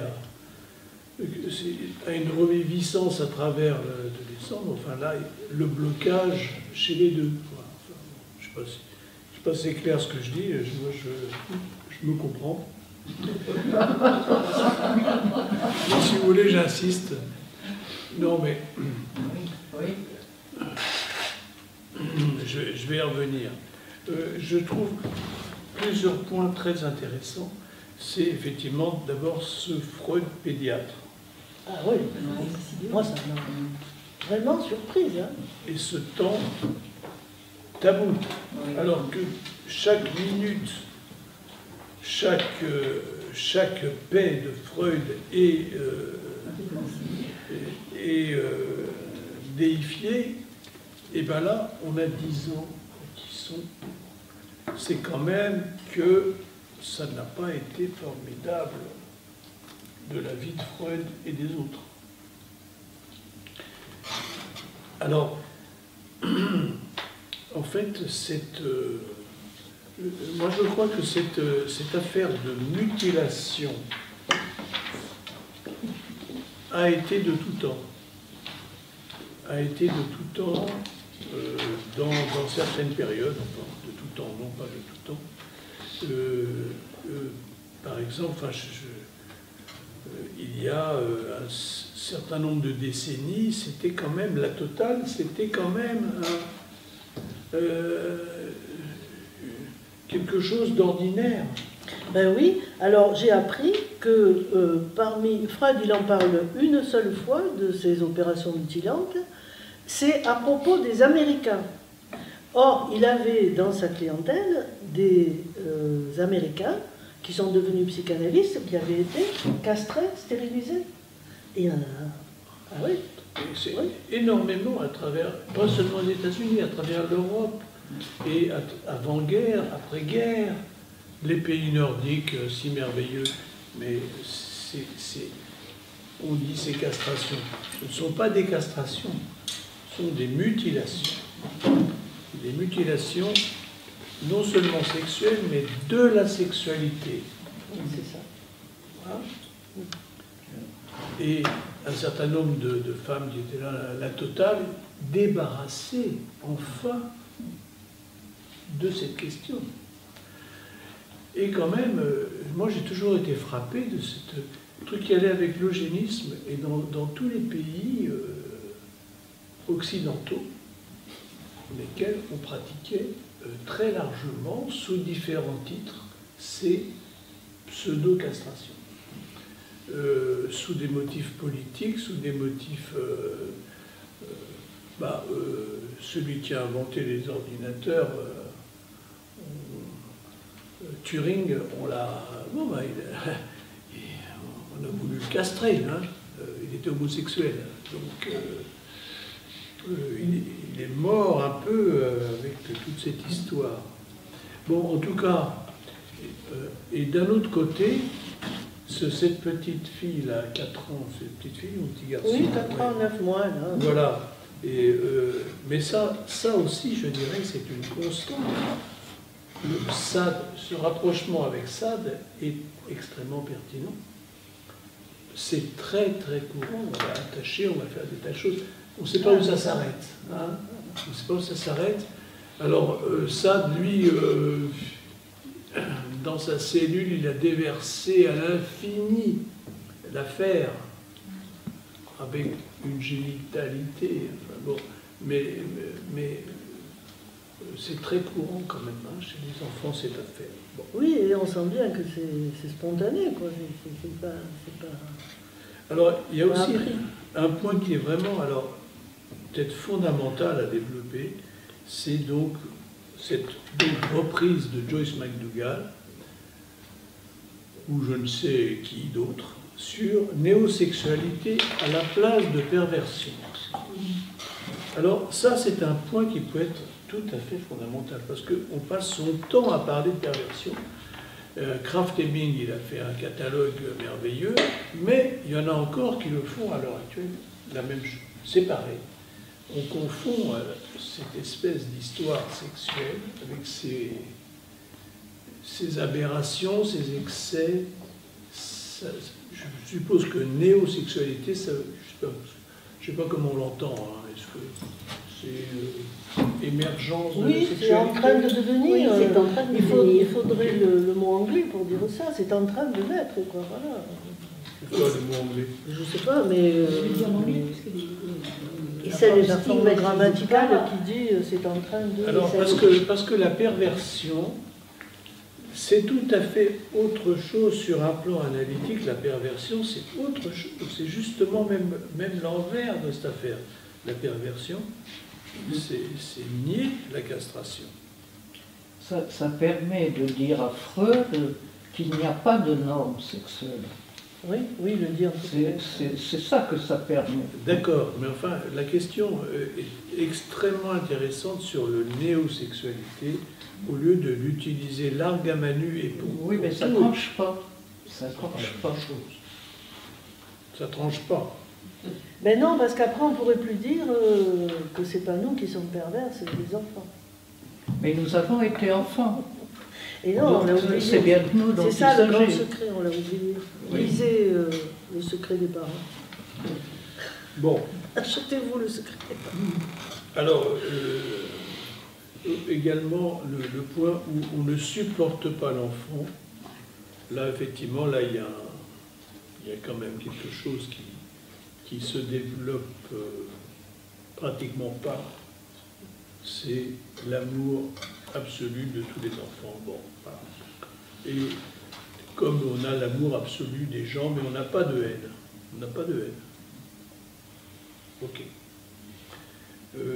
Et là aussi, sur les préliminaires, comme mise en place d'une altérité aussi, je trouve que ça c'est... Voilà. Je vous laissais un peu parler, mais je veux dire, contrairement au pessimisme qui pourrait ressortir de ces histoires, d'abord, moi je ne crois pas aux statistiques, les enfants, adolescents répondent comme il faut répondre, comme quand on va voter pour quelqu'un, on ne répond pas pour qui on n'a pas le droit de penser qu'on va voter. Enfin, ce que je veux dire, c'est que c'est là et l'apostrophe asexualité et les avantages de l'abstinence, mais ça a toujours existé. Ça a toujours existé. C'est toujours la même histoire de la psychose qui ne laisse pas la place à la sexualité. Seulement maintenant, tout le monde a le droit de tout dire et surtout le droit de revendiquer. Maintenant, on a le droit. Maintenant, on est sujet de droit et le sujet a droit à tout. Il a le droit de revendiquer, d'ouvrir sa grande gueule et de dire moi, asexualité, mais J'en suis fier. Alors qu'avant, c'était caché ou honteux. Alors ça, c'est la génération d'avant, c'est le millénial.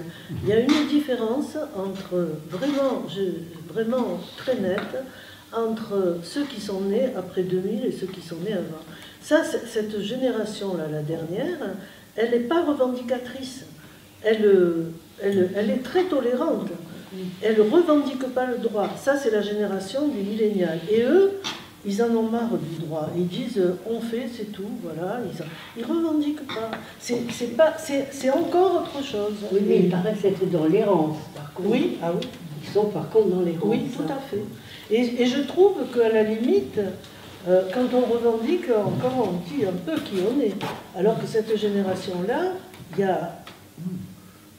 Vous savez comment il s'appelle le bubble, le truc là qui est allé... qu'on élève maintenant. Le blob. Le blob, voilà. Maintenant c'est le blob, voilà. Maintenant c'est le blob. Vraiment, c'est ça. Hein. C'est-à-dire, ça s'étend, ça soit là, ça revendique pas. Mais est-ce que ça existe, quoi? Je veux dire, c'est le fait, moi ça m'impressionne beaucoup. Le fait qu'il y ait autant d'étudiants qui arrêtent leurs études. Là, j'ai parlé que du lycée, mais supérieur, c'est pareil. Ils disent, mais à quoi ça sert? On voit bien nos parents, ils sont pas heureux. À quoi ça sert de se décarcasser comme ça et tout ça? On verra bien, tout ça. De toute façon, et ce qui nous attend. Ils sont pas dans la revendication, hein. Ils sont dans la dépression, le bémol, là. Moi, je trouve ça, c'est tragique. Hein. Oui, mais est-ce qu'il y a un siècle, c'était mieux? La sexualité, c'était dans le silence, l'abstinence, l'inhibition, rien ne se parlait, la dépression était immense, éventuellement on donnait un peu de vin et puis on disait à l'assaut contre les Boches ou contre les Français. Je veux dire, est-ce que la sexualité était tellement... C'est pas ça, c'est qu'il y a une manipulation des masses par l'informatique quand même qui est très dangereuse à l'heure actuelle. On ne peut pas comparer. Il n'y a pas besoin qu'il y avait en 1900. Il n'y a pas besoin d'informatique pour manipuler. Oui, mais non, mais là vraiment personne. C'est du mondial, quoi. Je veux dire, rien ne peut y échapper. Et je pense que c'est la détresse des adolescents qui ne sont pas aussi cons que ça, et qui se rendent bien compte qu'ils sont observés de partout, donc ils vont devant. Je ne suis pas sûr que les adolescents vont plus mal maintenant qu'il y a un siècle. Il y a eu des époques avec le spleen, c'est difficile à dire, tout ça, bien sûr. Ils ont toujours été mal. Hein, et je crois qu'on dit souvent que c'est une période qui ressemblerait à une psychose transitoire. On le dit, les adolescents. Enfin, que c'est psychotique pratiquement, mais ils ne sont pas psychotiques. Mais c'est une période où ils le sont qui est transitoire. Avec d'abord des excès en tout genre, et surtout un langage à eux dans lesquels les adultes entrent difficilement. Oui, mais ils sont ça, pris dans une masse, là, c'est vraiment... Pardon ? Ils sont pris dans une masse, c'est-à-dire ils sont tous identifiés dans leur moi les uns avec les autres. Ils ont laissé leur idéal pour l'idéal de la machine. Il faut quand même voir dans quelle chose on est à l'heure actuelle. On ne peut pas mettre tous les adolescents d'une époque si, dans le même sac. Dans le 93, c'est comme si, à Lavoisier, c'est comme ça, c'est absolument différent. On peut pas généraliser à ce point-là. Les statistiques, c'est autre chose. Par rapport à ce qui arrive dans nos cabinets, ou ce qui arrive chez les psys. Et là, on sent, j'ai beaucoup de collègues aussi qui reçoivent des jeunes qui disent, voilà, aujourd'hui je ne m'appelle plus Janine, je m'appelle Alex. Maintenant j'ai changé, j'ai fait mon communion à l'école, elle avait 14 ans. Et elle en a de plus en plus, elle reçoit des adolescents. Donc ça, c'est un fait de société. Alors est-ce que ça sera un fait passager? C'est-à-dire qu'ils sont autorisés maintenant par social, justement, au moment de cette quête un peu identitaire, de ce flottement, c'est autorisé, puisque à l'école, on les autorise à changer de nom, etc. Donc est-ce que c'est un moment passager ou est-ce que c'est quelque chose qui va... Mais de tout temps, dans tout lieu, il y a des gens qui étaient comme ça, mais qui ne s'en rendaient même pas compte, qui ne le disaient pas, qui passaient une fausse vie comme C'est la ça, réponse du et social à cette question-là. où les corps se transformaient. Oui, mais c'est comme aujourd'hui les chirurgiens qui répondent à la demande de Il n'y avait pas la technologie. Aujourd'hui, il y a une réponse à la demande. D'accord. Alors qu'avant, La question que j'avais envie de vous poser, qui me taraude depuis pas mal de temps, c'est de savoir si la période de latence existe encore. C'est une vraie question. Ah, c'est une vraie question.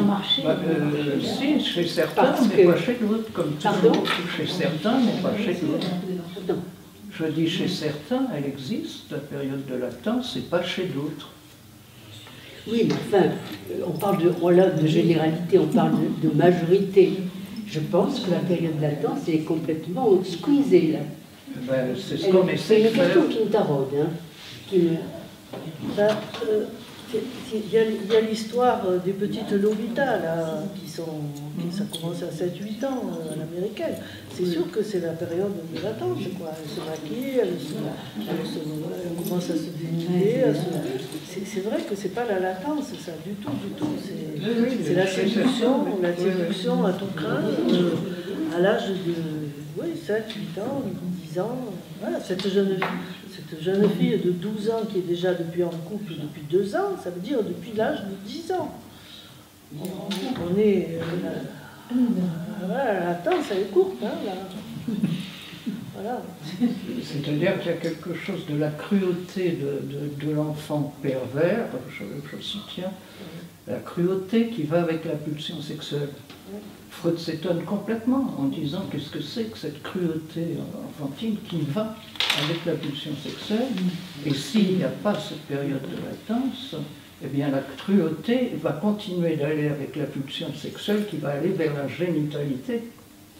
Donc on se trouve en effet dans des choses comme ça, de pervers narcissiques, dans les réseaux sociaux, tout le monde en parle. Mais il y a une différence à cause de la technologie. Je suppose que tout ça a toujours existé. Mais là, c'est... Est-ce qu'il y en a qui veulent intervenir à travers les ondes? Oui. Isabelle Lebert. Oui. Oui, alors, je me suis trompée de bouton. Eh ben, ça commence. Ça ne fait rien. Bravo. Fais rien, gratter. L'année commence... L'année commence bien. Oui, j'aurais rejoint Auchan en disant que les adolescents ne vont pas plus mal. Enfin, il ne me semble pas, j'en rencontre pas mal aussi, que les adolescents ne vont pas plus mal qu'avant. Et il y a beaucoup de choses qui n'ont pas changé. Par exemple, si on parle vraiment de la réalité de la vie, de la sexualité des adolescents, on sait aussi que, même si les statistiques ne sont pas intéressantes, mais toujours aux alentours de 17 ans et demi, 17 ans et demi. Donc il y a beaucoup de choses qui n'ont pas changé. Et je pense qu'en effet, ils ne vont peut-être pas plus mal qu'avant. Il y a toujours des adolescents en difficulté, il y a toujours des adolescents qui vont bien. Je pense vraiment que... Voilà. Et puis la période de latence, pour revenir là-dessus, je dirais que peut-être que ça s'est raccourci un peu à cause de cette époque on pourrait dire de cette pulsionnalité dans laquelle on vit quand même. Peut-être aussi par rapport à la question des écrans, en effet, qui font que tout va beaucoup plus vite. Et peut-être que la castration et cette complexe de vie peut-être est un peu plus tôt, peut-être que la petite fille, le petit garçon vont comprendre plus tôt, parce que les choses se disent aussi plus partout, qu'il ne pourra pas se marier avec sa maman, ni elle va avec son papa, et que la période de latence va peut-être se raccourcir, mais elle existe encore. Enfin, il y a toute cette élaboration qui va se faire pendant cette période où on va penser à autre chose qu'à ça. Le pulsionnel va être ailleurs. Voilà. Enfin bon, voilà, j'ai envie d'ajouter ça. Merci. Qui veut dire encore? Ou Madeleine? J'ai rien à dire à ça, je sais pas. Moi, je pense que, enfin, je suis même certaine que le fait de connaître les choses, ce pourquoi l'information sexuelle elle a été imposée à l'école, ça n'a strictement rien changé. Ça, alors, c'est sûr, parce que on sait. C'est un savoir, mais c'est comme la psychanalyse, c'est pas parce qu'on va tout connaître de Freud, si on n'a pas fait une psychanalyse, ça marche pas pareil, c'est un savoir et c'est tout. Et c'est tout, c'est-à-dire ça fonctionne pas pour une élaboration psychique différente. Bien sûr, ce sont des planches anatomiques que l'on enseigne. C'est très bien d'enseigner ça, mais tant qu'on ne parlera pas du désir, de la jouissance, des choses comme ça, ça ne sert à rien. Et même de parler de ça, c'est important, mais ça ne changera rien à l'élaboration psychique par rapport à ça. D'où l'importance de ce que tu rappelais sur les contes et les comptines, qui là laissent la place à l'imaginaire et à la métaphore. Et c'est bien plus important de pouvoir imaginer derrière le loup-garou ce qui peut, voilà, tous les fantasmes que peut avoir l'enfant, plutôt que de dire le papa risque d'être un violeur ou l'homme dans la rue peut être un violeur. Là, on retombe sur un truc complètement à part. Alors que d'où l'importance des contes. Et là, vous savez, après la Deuxième Guerre mondiale, en 1945, les Alliés en Allemagne ont interdit les contes de Grimm, parce qu'ils pensaient que le nazisme avait pris naissance là-dedans. Donc ça veut dire que les adultes aussi, ils en savent quelque chose quand même, parce que ça a été interdit, les contes de Grimm. Que c'était les racines du mal. C'est ça, c'est ça. Voilà. Donc, ah oui, les contes, ils sont fabuleux, hein. C'est pas pour rien qu'ils existent depuis. Les enfants continuent de les adorer. Oui. Mais je trouvais intéressante l'idée, je ne sais plus si c'est Jacqueline Schaeffer, de justement que l'enseignement sexuel ou l'éducation sexuelle allait au contraire geler quelque chose de ça, faire risquer de geler ça. C'est une question, oui. Hein, c'est ça, je trouve ça très important comme idée. Mais il y a une différence. C'est ce que dit Freud dans une analyse, il ne faut pas lire. Oui, exactement, c'est pareil. Oui, c'est bien contre ça qu'a réagi Pierre Perret. Et les enfants, ils connaissent tous le zizi par cœur. Ils vous chantent, ils savent rien. Et quand des fois, dans les consultations, la mère elle dit, mais tu sais, des fois je pose une question, tu sais, je sais pas, sur les bébés ou tout ça. Et la mère me dit, oui, c'est. Le gamin me dit, ah mais non, pas du tout, tu m'en as jamais parlé, quoi. Mais si je lui dis Perret, ça, je suis sûre, il se souvient des paroles du zizi. Hein. C'est-à-dire que là, il y a la pulsion. Et ça, c'est ça qui intéresse l'enfant. Et c'est ça qui le branche. Et on peut le dire presque de tout enseignement. Hein. Et c'est ça qui lui fait poser des